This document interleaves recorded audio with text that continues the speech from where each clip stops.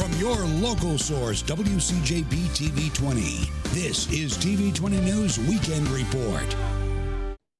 Thanks for joining us. Kyla has the night off. We begin tonight looking at another strange twist in the investigation into who sent the president, a senator, and a county judge letters laced with a toxin called ricin. On Tuesday, prosecutors dropped charges against their first suspect, an Elvis impersonator from Corinth, Mississippi. Now another suspect is in custody. Christina Muchler has the story. Now on to TV 20 meteorologist Mike Gismondi with our first look at weather. Mike, it just doesn't get any better than today, does it? Yeah.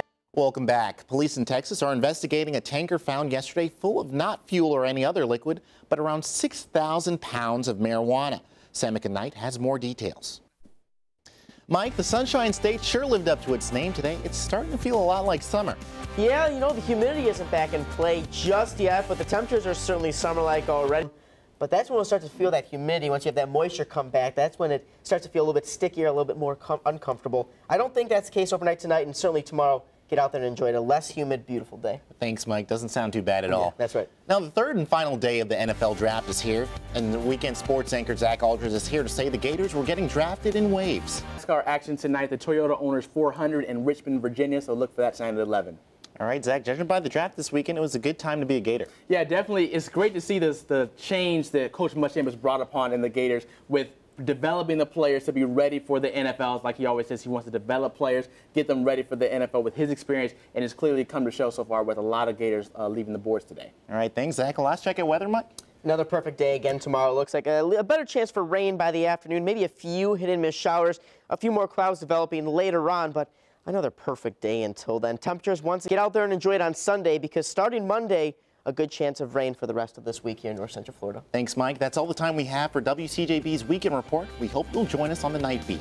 Take more news from the Boston bombings investigation. ABC News has learned that Russian authorities recorded a conversation between one of the suspects and his mother in 2011, but information from that call was not passed on to American law enforcement until this week.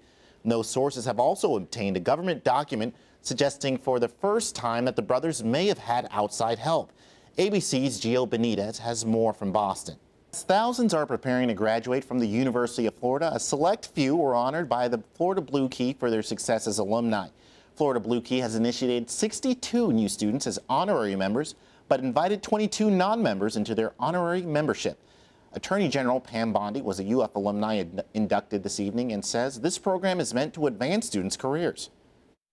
I think when students start off in Blue Key, you develop a foundation for leadership at an early... Because the rain is coming back in a big way next week. That it is. Looks like we might have a wet one coming up, Mike. Sure will. Thank you. Stay tuned for sports with TV 20's Zach Aldridge coming right up.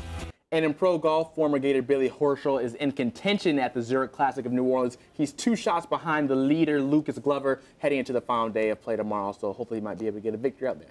Yeah, it's a night of big wins tonight, especially for the Gator baseball team, Zach. Yeah, they definitely look great after a slow start. Didn't get that first run until late, and then being able to battle back after giving up a run in the 8th inning and in the 9th inning to come back up there in the 10th and win it and not make it a long, dragged-out game as the Gators have had earlier in this year. Just a good win, and they're definitely on a roll at the right time of the year. All right, thank you, Zach. Now a last look at weather with our own Mike Gismondi. Beautiful night. The rain is back. That's all we have for you tonight. Thank you.